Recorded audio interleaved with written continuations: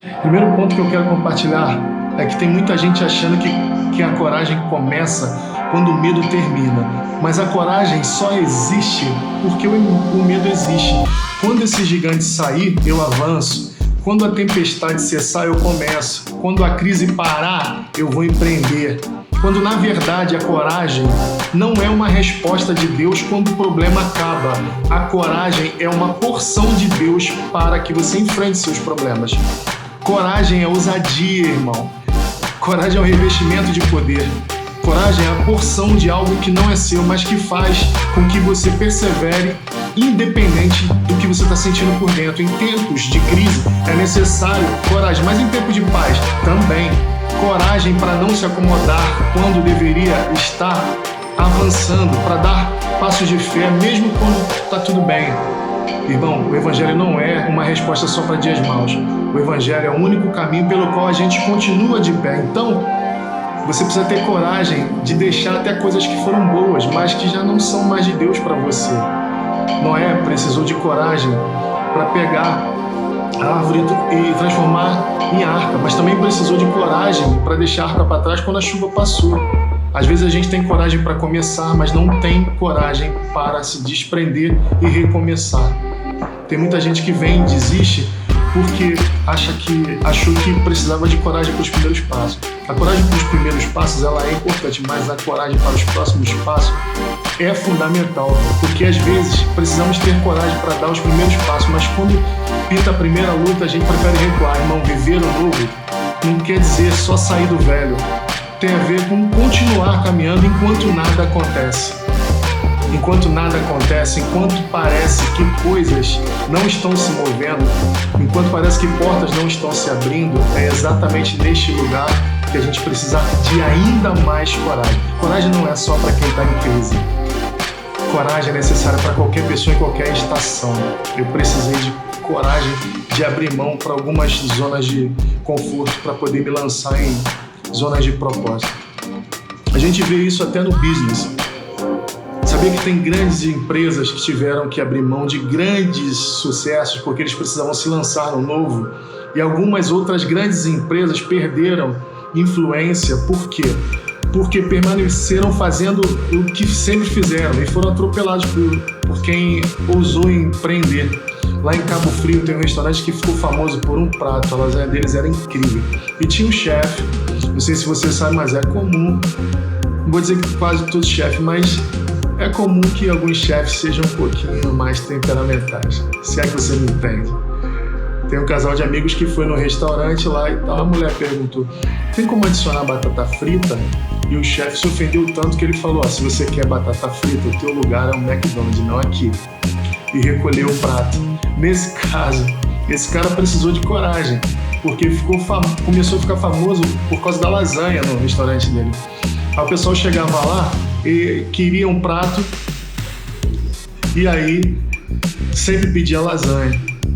Sabe o que ele fez? Ele tirou a lasanha do cardápio, porque ele não queria ficar conhecido por um prato só. Mas por mais que isso pareça loucura, ele precisou de coragem, porque ele entendia o que carregava e não estava tão preocupado como o futuro seria. Quem sabe o que carrega não tem dúvidas sobre o futuro que o aguarda. Tem a ver com a gente se lançar, e às vezes a gente acha que dar passos em direção ao desconhecido significa que você está dando passos incertos. É que quando caminhamos com Deus, por mais que a nova estação seja desconhecida, ela nunca vai ser incerta. Existe uma diferença no que é desconhecido e incerto. O desconhecido é porque eu não conheço, não significa que Deus não saiba. O que é incerto, irmão, é que pode dar certo ou não. Tem muita gente caminhando com Deus acreditando que Deus propõe estações incertas. Cara, Deus me disse para ir, mas eu ainda não sei se Ele vai prover. Mano, se Deus disse para você fazer, conselho de amigo, faça. Se Deus te disse para pular, pula. Às vezes a gente... Eu queria imaginar uma cena aqui, porque as analogias ajudam no entendimento. Às vezes é como se estivesse numa beira de um penhasco e Deus está dizendo pula. E a gente está falando, eu confio mais na segurança do penhasco que eu conheço do que nesse vazio que eu não conheço. A verdade é que se Deus fala pula, é que ele sabe que tem um tempo limitado para a segurança desse penhasco. Assim, são muitos de nós que preferem a segurança do conhecido do que o extraordinário do desconhecido em Deus. Eu só estou aqui para encorajar você. A coragem não começa quando o problema termina. A coragem só existe porque os problemas existem. A coragem só existe porque os gigantes existem. A coragem, irmão, em Deus, é um revestimento para lançar a gente, independente do que tenta parar a gente, entendeu? A coragem é um substantivo feminino, é por isso que funciona. É só uma piada. Você sabia que o medo é masculino e a coragem é feminina? Deve ter alguma coisa, fechando parênteses. Se o medo não existisse, você não precisaria de coragem para avançar. O medo é um revestimento. A coragem é um revestimento. E você só reveste aquilo que já foi vestido. Olha só que revelação. A coragem é um revestimento, é Deus te dando uma nova porção, uma nova cobertura. É Deus revestindo você de autoridade, de intrepidez, de resiliência, irmão, para avançar. Mano, coragem é um revestimento. Agora, a grande verdade é que Deus não pode revestir aquilo que ainda não foi vestido. Então não dá para experimentarmos uma porção sobrenatural de Deus se ainda não estamos cheios de Deus. Às vezes o que nos falta não é coragem. Às vezes o que nos falta é o próprio Deus se movendo dentro de nós. A consciência da presença, a consciência do que eu carrego dentro de mim, o mesmo poder que ressuscitou Jesus Cristo dos mortos. Olha que interessante. Se um herdeiro não sabe que tem uma herança, ele vai morrer sem acessar a herança que estava disponível para ele. Se algum de nós aqui, por parte do pai, tivesse acesso a uma dupla nacionalidade e não sabe, você pode passar anos tentando ter o green card quando você pode ser um cidadão.